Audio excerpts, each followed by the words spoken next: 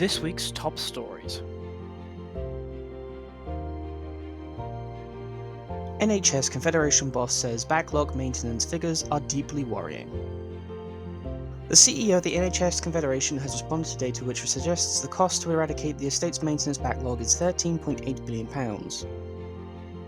He said NHS leaders and their teams have been working incredibly hard to keep patients safe despite having to work in crumbling or even sometimes dangerous facilities or with out-of-date equipment. Elizabeth Line takes 2024 RIBA Stirling Prize. The highest architectural accolade, the RIBA Stirling Prize, has been given to the Elizabeth Line. The RIBA Stirling Prize jury called it a triumph in architect-led collaboration and transformative not only for London's transport network but also for many people's lives. Grenfell journalist urges building services sector to ask difficult questions.